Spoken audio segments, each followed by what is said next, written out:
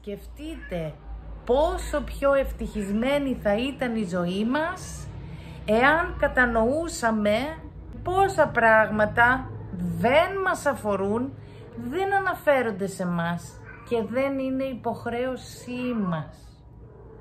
Το κάθε τι που προσπαθεί ο καθένας ως μία απλή τυπική διαδικασία ή κάτι εντελώς ανούσιο να του δώσει τεράστια σημασία, έχει γεμίσει τον κόσμο με θλιμμένους και αγχωμένους ανθρώπους.